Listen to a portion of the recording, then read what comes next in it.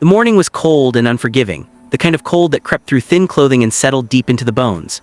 A gray sky hung low over the city, and the air smelled of damp pavement and exhaust fumes. At a crowded bus stop near the corner of a busy street, people stood close together, stamping their feet and rubbing their hands, each lost in their own thoughts. Some stared at their phones, others glanced anxiously down the road, hoping the bus would arrive soon. A homeless man named Daniel stood quietly near the curb, slightly apart from the others. His jacket was worn and faded, its sleeves frayed at the edges, but he held it tightly around himself as if it were a shield against both the cold and the world. His shoes were old, the soles uneven from years of walking, yet he stood with a calm patience that suggested he had learned how to endure discomfort without complaint. Daniel had little to his name, no home, no steady income, and no certainty about where his next meal would come from, but he possessed something many people around him did not: awareness. He watched people closely, not out of curiosity but out of habit. Over time, Daniel had learned to read faces quickly. He noticed tension in shoulders, worry in hurried movements, and fear hidden behind forced confidence. His eyes settled on a woman standing a few steps ahead of him.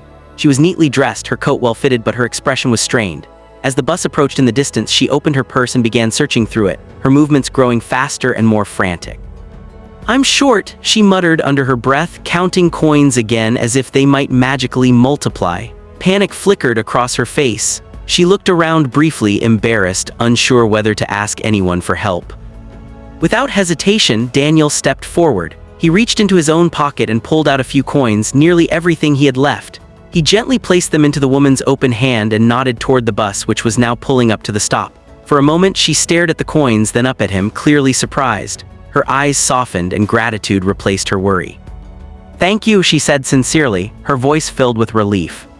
Daniel simply waved it off with a small smile, never asking her name or expecting anything in return.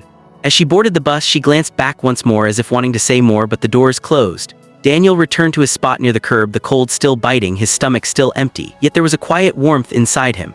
In a world that often ignored him, he had chosen kindness, and that choice mattered. As the bus pulled away from the stop with a low growl, Daniel slowly sat back down on the cold metal bench. The space beside him felt emptier than before, not just because the woman was gone, but because the coins in his pocket were gone too. He rested his hands on his knees and stared at the road, watching the bus shrink into the distance until it disappeared around the corner. For a brief moment, doubt crept into his mind. Those coins had been meant for his next meal, perhaps a small bowl of soup from the corner shop or a piece of bread that would quiet the ache in his stomach. The wind cut sharply through the street, and Daniel pulled his jacket tighter around himself. Hunger was a familiar companion, one he had learned to live with, but that did not make it any easier. He wondered how long it would be before he found a way to eat again. The practical voice in his head reminded him that survival often depended on holding on to every small resource. In a world that rarely gave him anything freely, giving away what little he had could seem foolish. Yet as he sat there, another feeling slowly settled in: calm. Despite the uncertainty, he felt no regret. Helping the woman had come naturally, almost instinctively. Daniel had not weighed the decision or calculated the cost. He had simply seen someone in need and acted. Over the years, life on the streets had taught him many harsh lessons, but it had also shown him how fragile people could be. Anyone, no matter how well-dressed or confident they appeared, could find themselves one small step away from panic. To Daniel, kindness was not something to be traded or rewarded. It was a habit formed long before he lost his home, a quiet principle he refused to let go of. He believed that when everything else was stripped away, money, comfort, status, choices still mattered.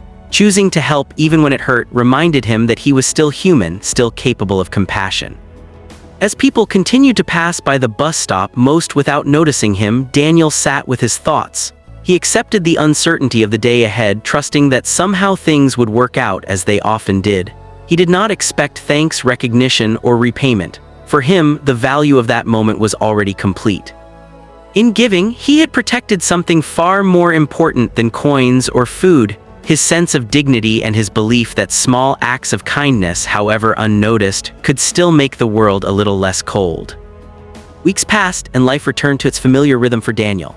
Each day blended into the next as he moved between shelters, street corners, and places where he could stay warm for a while. One mild afternoon, he stood outside a small cafe, drawn by the comforting smell of fresh coffee drifting through the open door. He wasn't asking anyone for money, just enjoying the warmth and watching people come and go, imagining for a moment what it might feel like to sit inside with a cup in his hands. That was when a shadow fell across the pavement in front of him. "Excuse me," a woman's voice said gently. Daniel looked up. Standing there was a well-dressed woman in a tailored coat, her hair neatly styled, her expression calm and kind.